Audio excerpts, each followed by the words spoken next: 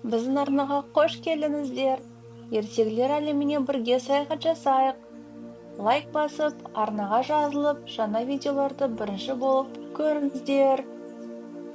Ұшы-қиыры жоқ теңіздің тереңін су перілері мекендепті. Перілер патшасының 6 сұлу қызы болған. Ханшалар 15-ке толғанда ғана теңіз бетіне көтерілуге рұқсат алады. Жылдар өтіп, кенже ханша да 15-ке толады. Ол жоғарыға көтеріліп, жартасқа отырып, жан-жағына көз тастайды. Сол кезде жақын маңда үлкен кеме көрінеді. Кеменің үстінде адамдар, ал олардың арасында бір жас ханзада ерекше көзге түседі.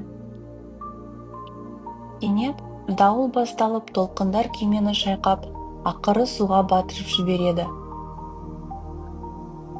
Қыз бірден ханзаданы іздейді де оны толқындардан құтқарып, жағаға шығарады. Ол ханзаданы құмға жатқызып, алыстан адамдар келіп, көмектесер деп күтеді.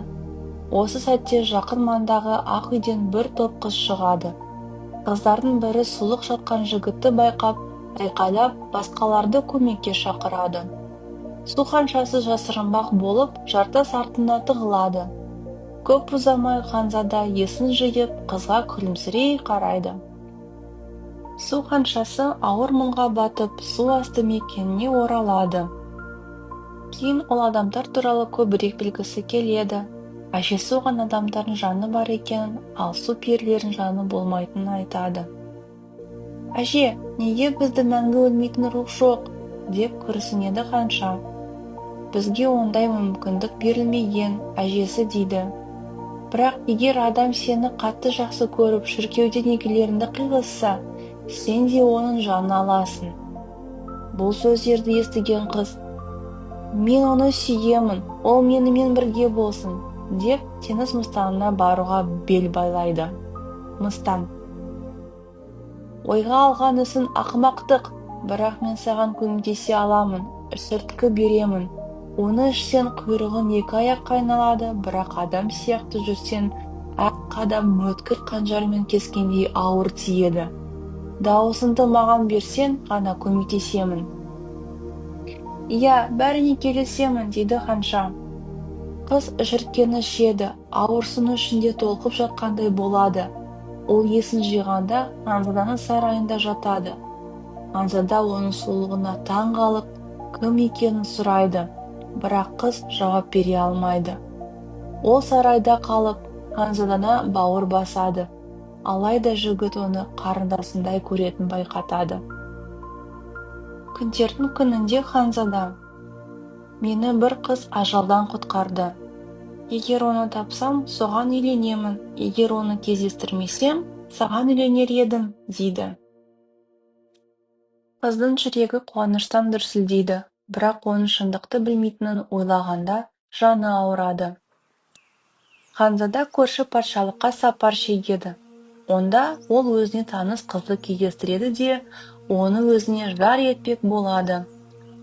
Бұл жаңалық су ханшасына ауыр тиеді, бірақ ол сыр бермейді. Той күні тойшылар көңіл көтеріп жатқанда, ол жалғыз қалады.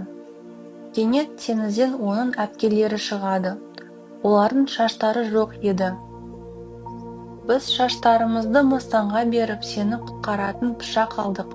Егер осы пышақты ханзаданың жүрегіне сұғып жіберсен, қайтадан су перісіне айналасың, өмір сүресің», дейді олар. Түнде су ханшасы пышақты алып, ұйықтап жатқан ханзадаға келеді. Бірақ оны өлтіруге жүрегі шыдамайды.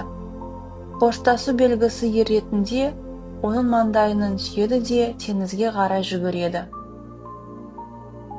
Таң ата суға сүңген кезде оның денесі ақ көбікке айналып кетеді. Су ханшасы енді көкке ұшқандай күй кешеді. Қасында мөлдір тіршілік иелері, ауа періштелері ұшып жүреді. «Қайдан келдіңдер?» деп сұрайды су ханшасы. «Біз жақсылық жасаған, бірақ жаны болмаған перілерміз. Бізге енді адамдарға көмектесуге мүмкіндік берілді. Егер жақсы істер жасасақ, біз де мәңгілік өмірге ие боламыз», дейді олар. Су ханшасы да енді солардың қатарында еді. Ол мәңгілік өмірге жету үшін адамдарға көмектесуге уәде берді. Ертегі осымен аяқталды. Тыңдағаныңызға мың алғыс. Осы және басқа ертегілерді ертегілер KZ сайтында таба аласыздар.